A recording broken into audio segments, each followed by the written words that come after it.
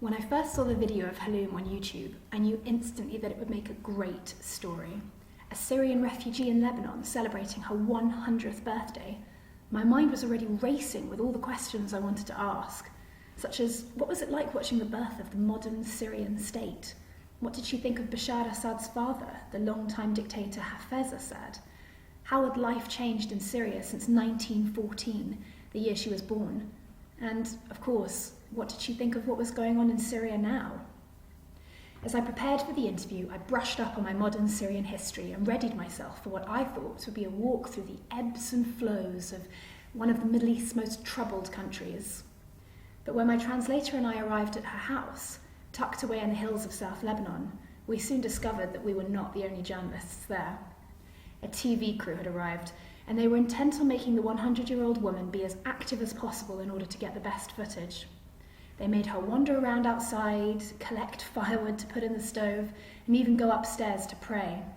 So by the time she sat down with us, it was clear that the attention and demands had exhausted her, and when I asked her my first question, she told me her mind was blank. To make matters worse, I quickly discovered that all my well-researched questions were completely useless. Once she had relaxed a bit, Haloum quickly told us that she didn't like to talk politics and that she had no idea what was going on in Syria right now. Time to switch tactics. Having spoken to various family members that she was living with, I knew that she was a farmer who had worked the same piece of land for generations. So I asked her to tell me about her home, about her cherry orchards, about her olive trees. Within minutes, she was enthusiastically gripping the arm of my translator, chatting away about how she was used to living off the land and about how expensive food was in Lebanon for refugees. She spoke of how much she missed her neighbours and the only one of her sons who had stayed in Syria. The rest of her family had fled to Lebanon months ago.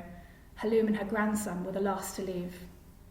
Her husband, she told me, died 4 years ago at the age of 85, prompting one of her relatives to joke, "He died young!" She lamented the advent of technology and spoke proudly of how she used to walk 5 kilometres a day. "People take the car everywhere now," she told me with a shake of her head.